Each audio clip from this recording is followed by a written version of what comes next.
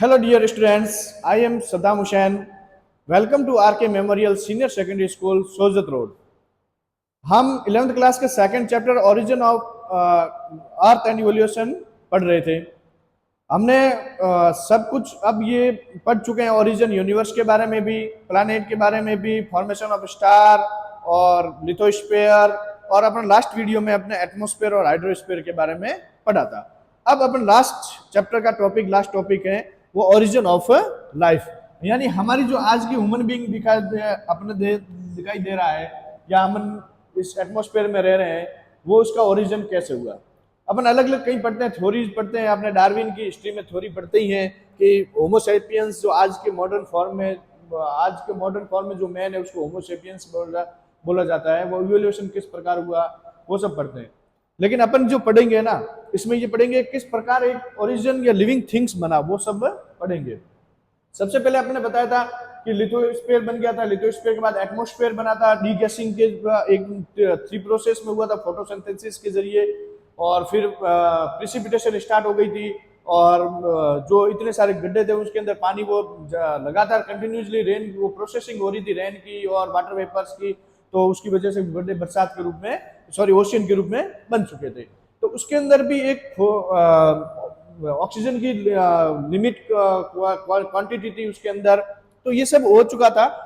तो ये सब शुरुआत में जब जो हुआ सब ओशियन के अंदर ही हुआ, जो लिविंग बीइंग का और स्टार्टिंग हुआ वो ओशियन के अंदर हुआ। तो कैसे हुआ देखो,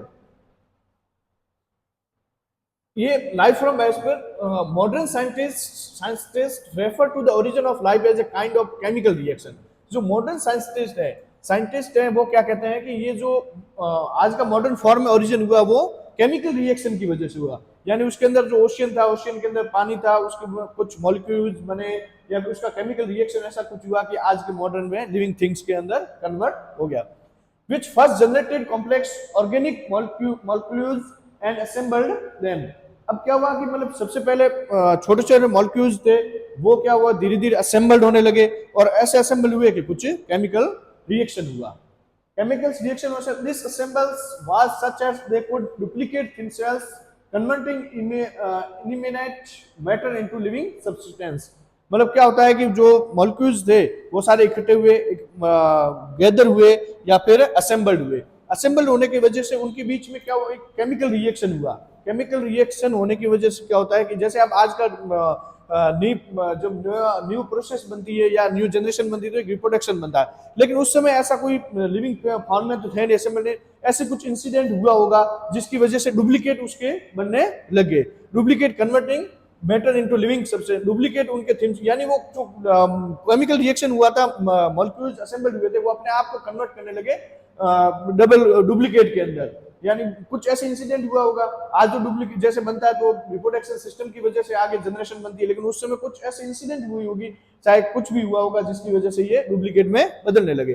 तो डुप्लीकेट में बदलने की वजह से एक लिविंग थिंग्स के अंदर अपना वो बन गया। धीरे धीरे वो जो ये एक कुछ एटम्स या कुछ भी बना होगा जिसकी वजह से ये धीरे लिविंग थिंग्स के अंदर ओरिजिनेट हो गया। तो इसका जो ये सब बनना शुरू हुआ उसके कुछ रिकॉर्ड होते हैं, रिकॉर्ड अपने एग्जिस्ट करते हैं प्लैनेट पे, जिसकी वजह से अपन को पता चलता है कि भाई हाँ इतने साल पहले ये वो सब हुआ होगा। तो कुछ फॉसिल्स हैं और the microscopic structures closely related to present form of blue algae. मतलब आज की जो प्रेजेंट ब्लू एल्गी है ना, उसको मतलब उसको स्ट्रक्चर के कुछ रूप देखा जाता है, उसको माइक्रोस्कोपिक व्यूज के द्वारा, या फिर उसको प्रेजेंट उसके लगा जाता है जियोलॉजिकल फॉर्मेशन में, पता चलता है कि ये 3000 मिलियन ईयर्स पहले कुछ बना था। तो आज के जो एल्गी है वो उच्च रूप में पता चलता है। It can be assumed that the life began to evolve sometimes 3,800 million years ago।